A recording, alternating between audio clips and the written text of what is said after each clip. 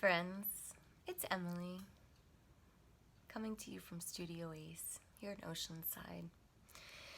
We miss our friends being able to come in and create art with us, but I know a lot of you are at home doing it, feeling inspired, trying to figure out new ideas and use things that you find around the house and in nature. So today I thought I would show you how to make a dream catcher using 3 sticks that you find and some string. So hopefully you could find both of those. Let's get started. Okay, so I have a few different sticks here of varying lengths, and I just kind of have placed them together to where even if they're bent, the 2 parts are going to be able to connect here. So what we're going to make is a triangle with 3 sides of the sticks. And so it's okay if one is kind of bent and the other ones are straight. You can see this one here is more bent and this one's straight, and you just kind of are going to have to fit them together. I decided I'm going to use this yarn right here, and I'm going to cut a length of it. And this might be something that if you're a child, you might need an adult to help you. If you're an adult, you might need a child to help you hold it together. Sometimes these things are trial and error, and we do it once and we're not happy with it. Maybe we try it again. So what I'm going to do here is, oops, I am going to tie a knot around my 2 strings, my 2 branches here.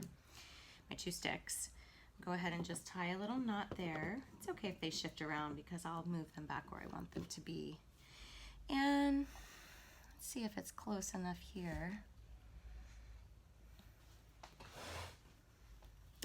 We're going to go ahead and take the string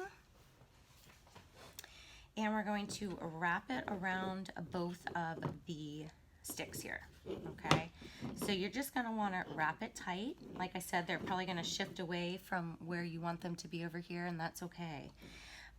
You're going to just take this string around and keep looping kind of back and forth through, because you really want to secure these edges together and make sure that the sticks hold in place together. And they're going to be flopping all over the place, especially the first 2. So I'm going to wrap around 2, and I'm going to come back and maybe wrap around another 2. Just kind of keep working through these. Can you see what I'm doing?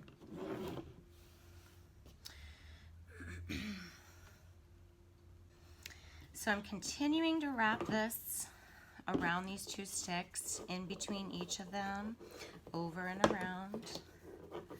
And each of that is just going to kind of hold these 2 sticks together. Can you see? Very tightly.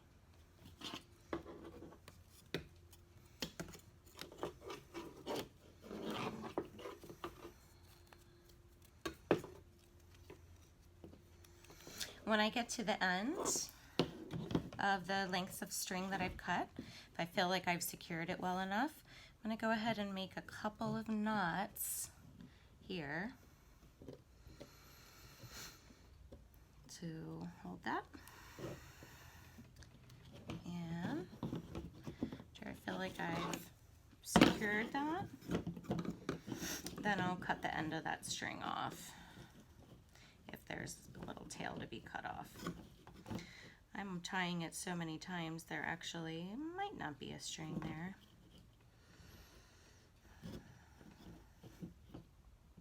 And I'm going to go ahead and do the same thing for each of these connecting points for my triangle.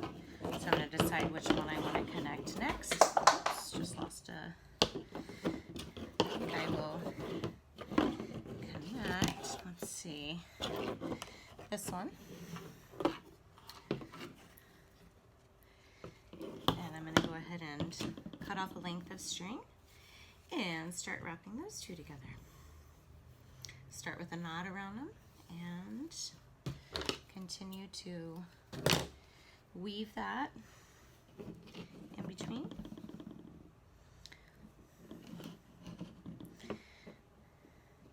Until I have a nice secure attachment like this. Okay, so as you can see, I have secured all three of the points of my funky little triangle here that I've made out of these 3 sticks.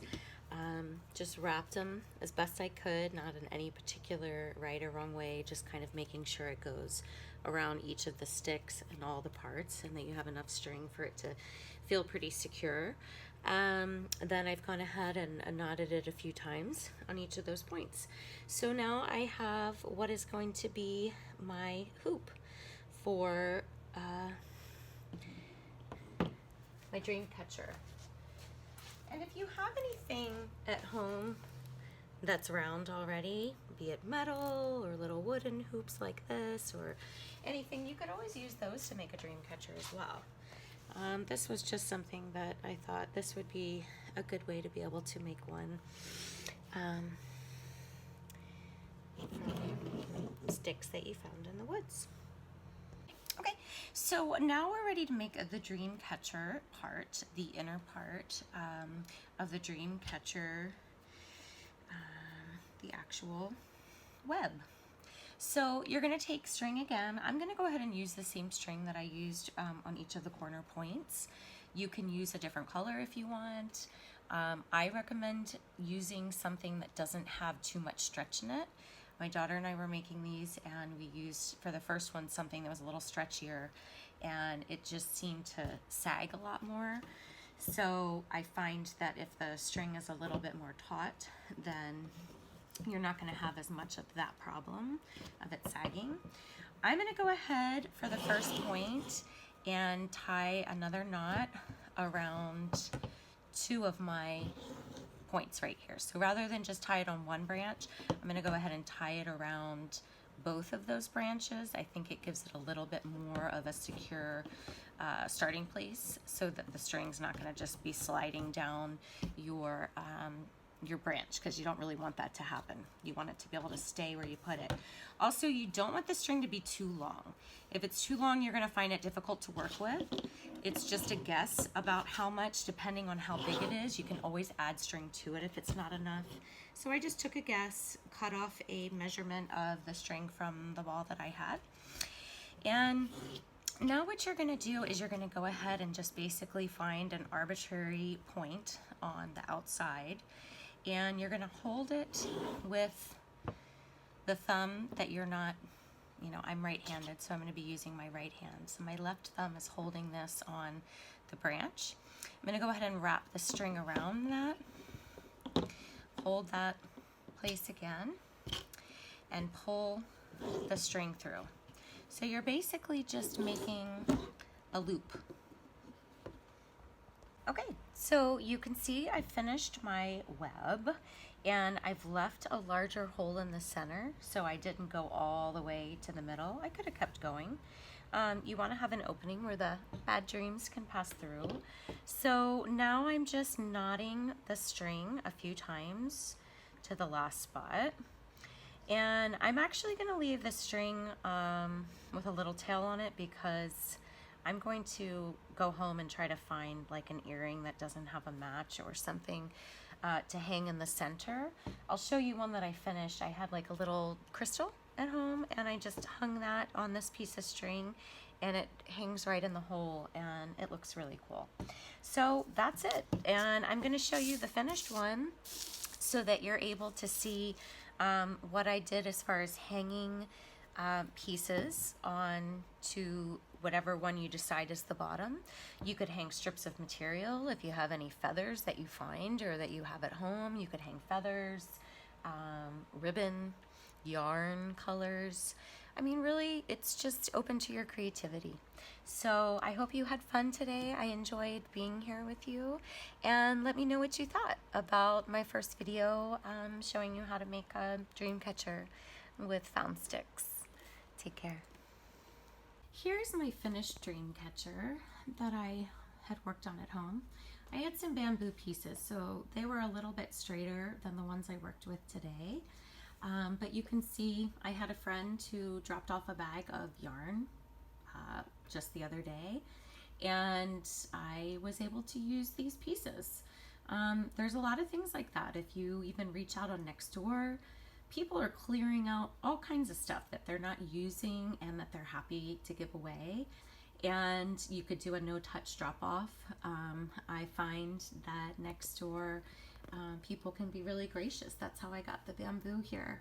So you can see right here in the center, this is where I had a little crystal that I hung in the center, and all of the beautiful ribbons that made the rainbow.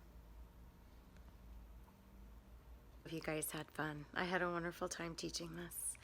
From all of us at Studio Ace, take care, and we'll see you next time. Bye.